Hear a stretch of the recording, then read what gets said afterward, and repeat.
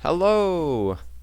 It's your mysterious man, Mystery Man Bro, and I've been wanting to make videos over Mario level design for a while, and I'm finally gonna do it. This is what I really like about the game. Just make a traditional Mario level with what I've observed from the past. Hey, being on your planet for 2,000 years gives me a lot of time to think about things, and when video games got into the atmosphere, oof. It's the design. There's a lot of magic in video game design, and you can really see it with this game. And this isn't going to be kind of a guide to make your levels, like, yes, if it has good design, your levels will be the best they could be, but also, if your levels have best design, it doesn't guarantee you're going to get all the stars raining down, so keep that in mind. This is not a guide to make levels so you can get top of the leaderboard. This is a series, or kind of just probably maybe even a solo video. I don't know. The better this video does, the more I feel like making more up like it.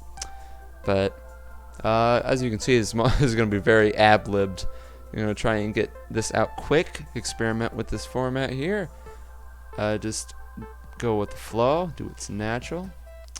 So, what am I going to be talking about in this video if I'm going to be talking about Mario level design? Well, I'm going to be talking about the basics of basics, because it's feels like the best place I should start out.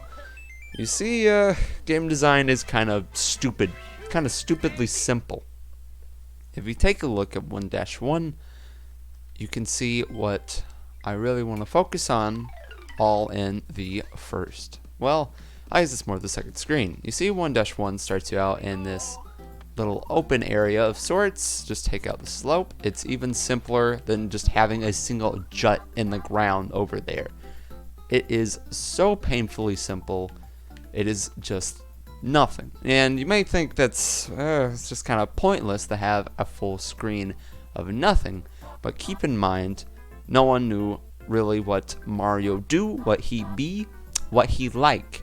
They want to warm up the Mario, they want to feel the controller. Tickle that little controller, get the feel of the Mario, and that's what that first screen did. The first screen of 1-1 is completely so. Little man in the good old days picks up the controller, starts pressing the stick, realizes you can move left and right, and really that is about all the first screen teaches you. It is the second screen that teaches you everything else you will ever need to know to beat the game. And let's recreate that. You see, the second screen in 1-1 had a Goomba, it had bricks, and it had question mark blocks. And there was a mushroom in that question mark block. And that really just kind of summarized the entirety. So let's make something similar. I won't copy it, even though you all know probably exactly what it looks like, but I won't copy it just so we can get things a little different. Get something like that. And get some power-ups. There we are. And Goomba. Okay. Sure. Alright. From the top. So let's see all the things this second screen really taught you. So keep in mind that the first screen really only taught you to move left and right. This Goomba here does a lot more than it seems. Okay, so yes, if you ever have seen Mario, you could assume Mario jump, that what he do. But once again, Mario was in a very primitive, very first state-of-the-art condition. What this Goomba forced you to do, you literally could not beat the level without jumping because of this one Goomba. You had to jump over it, and you might even, hold on, let's try and see if I can fake something out here. Maybe you run into him, like, oh my god, it's a Goomba, and oh, what happened there? So, bricks and question mark blocks, they may seem like, who cares, put bricks there, put a question mark block there, it looks nice, but there was a big difference between them. Bricks, you could tell that there usually wasn't going to be much in a brick. So it tells the player not to really care about it much. But if you hit a question mark block and you find this, it tells you that go for question mark blocks to get rewards. And that is really what game design is all about, and why I think Mario is the best place to see this thing in game design. Really, all you're doing is teaching the player and then pushing the player. So, let's see what else is in this stage. Not a whole lot to push the player. It's very, very bland. So, let's take everything from the screen and just kind of smush it on over. Just add some more enemies, maybe. Maybe spice it up there. Enema here. And that should do it. Here we go. It's pretty simple still, but yes, it is changed up in some ways to where it's included all that has been introduced so far, excluding bricks, but there isn't a whole lot to do that except for platforming and for a midpoint in the level so you can get another power-up. But just for kicks, here's some more bricks. Just as another alternate route for those that can hold the B button longer. And this is what this kind of familiar segment is supposed to do. If you see in 1-1, I'm talking as if you've seen 1-1. If you're here looking for Mario Maker course design, I would assume, like, if you've ever even touched the game, you probably would have got a 1-1 level by now. I would assume you have an idea of 1-1 would look like. After you face the second screen, there is a row of pipes with Goombas in between. Now, the pipes go up in succession. The first two go up by like a block, like one more block after this one, and then the other pipe is a bit taller than this one. You have to get your max momentum to jump over this one. It was a little bit more easier to do. It was probably one block down in the original 1-1. But here it serves the same function. You can't just do tiny taps of the jump button to get over this gap. You learn that you need to hold down the jump button to get through. And that is essentially all that there is to Mario in the traditional sense. And if you're gonna make a good level, you need to keep that in mind, because yes, you can break this with just no jumps at all, no jump level, no platforming, and turn the game completely on its head. But there is the design behind all of this that needs to stay in a good level, at least in my opinion.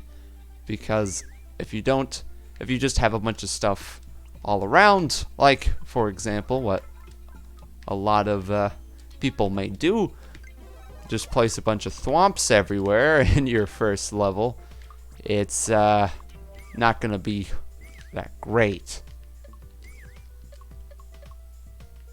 Oh. So just having it too simple is you don't want to have things too simple, but you also don't want to have things overly complicated to the point where the level is so far from what you expect in a Mario level. So we have introducing, then the player learning it, and then embellishing on the idea for the player to practice it and to master it, and then just testing their mastery of it. And sometimes these things on the screen don't get the job done. So that is when maybe you should introduce the thwomp. Or any other gimmick that is in the game. There is many things you can base a level around. And basing a level around one central gimmick, yes, it's a gimmick, but yes, it could lead to a good level, and it's very hard to mess that satisfactory of mastering a gimmick. But here we are with this very plain kind of thing here. Yes, we could add a gimmick, but if you remember 1-1, this was all there was, just pipes, bricks, blocks, Goombas, and some gaps. Just very simple things. But if you look at 1-2 on the other hand, they introduced those lifts. That could be an example of how gimmicks are used in Mario levels to make a satisfying level. But here's another thing I want to go over in basics here. Coins. Coins may seem like an afterthought. Like you should, like, just because your level doesn't have coins, it doesn't matter, but coins matter a lot. Coins not only spice up your level visually, but it gives the player a second objective. Because for some reason, y'all's human minds see the little shiny off in the distance and must get it. Not every player is like this, but a lot are. I am like this. I see shiny, I get shiny. That's how I do it.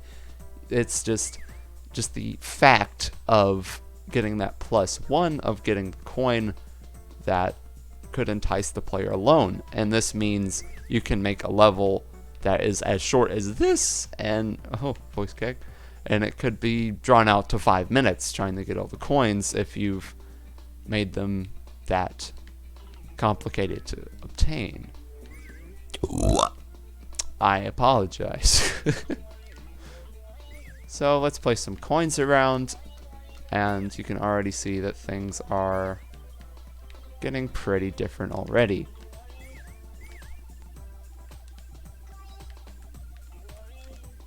Another thing to keep in mind is coin placement. How I do my coins is I either stick to OCD placement and have it like, you see, I don't jut it up against the slope because I know you can't place a coin directly on the slope. It would look wrong if you try to overlap it into this area. So I want to keep this area clean, and the area that there is nothing there, I want to spice up with the coins. And now we have a bit more interesting level. Here we have this area where you would never even want to jump, but since there's coins here, you'd jump for that. And then here you may not even want to slide, but there's coins there as well. And you might not even want to come down here and just jump onto the flagpole, but the coins make you want to get them. And it gives the player something else to do. And it's really about the satisfactory of going through the level that I want to try to emulate with this very, very bland and basic go over of what Mario Maker levels can be and how design is very, very important. Because yes, this is like 5 screens, but still, I think it is a pretty good summary of what you need to keep in mind. Maybe not this basic, this is the basic. The basics of basics of basics of basics. You really, if you're trying to go for a stunning performance, getting all the stars you could try to get, it would have to be a little bit more complicated than this, I would imagine, unless you take it to some other level where it's a lot more complicated. Another thing you could do is just decorate it, you know? Decoration is a little strange to do, especially in this game where it is kind of limited in your backgrounds, but you can definitely pull it off still. Like how I'm gonna try and do with these rocky platforms, semi-solids as they're called. And that makes things look a little bit more interesting. They don't serve any purpose besides just to look nicer and maybe to add a different avenue for what to go on, but it's honestly not that much of a game changer, but it's something you could do if you're trying to make a simple level a little bit more complex. And I think I'm out of things to say here. I know it is not that much of an eye-opener here, but this is just kind of the things I wanted to introduce and get started in before I go into more complicated things and different ways to design a level in Mario Maker. Like the video title implies, this is the basics of basics. The most simple you can make a Mario Maker level, and it still be interesting and can still, more importantly, lay the road for more interesting levels using it. Much like the sample courses already in the game, and if you want to try to do this on your own, I suggest booting up the game, getting the sample course, and adding things like coins and other elements as well, but trying to have some self-control on how much you add. I apologize if this was a bit of a ramble, if I've done kind of a crappy job at commentary here. I'm probably going to go into this and edit it like crazy. Thankfully it's very short, so it's not going to take me very long, and that is really the whole intention of me making these videos, because I don't have a lot of quality levels to sift through to try and get videos from the play side. So I kind of want to go into the make side. I don't want to do a thing where it's just like, look at all these crazy contraptions, because I'm not really into that. I'm into, as simple and basic as it seems, I'm into the design side. And I'm really excited into going into more crazy things than just coins, blocks, and enemies. But you have to start somewhere, and this is where I decided to start at. So like the video if you liked it, comment on the video if you want to comment on it, subscribe on the video if you want to subscribe to it, but more importantly, you should subscribe to me instead, because that helped me a lot. But don't do it if you don't want to, just because I said it, even though that's the whole reason I said it. I know it's confusing. I gotta go both ways. I read this thing on internets. It said the best way to get subscribers is to say you want subscribers and beg for them forever. But I kind of feel bad doing that. All right, guys. Okay, see ya. Last time. Look forward to the next design video if that ever happens. If this has like 6 views and there's no new video, you know why. Goodbye.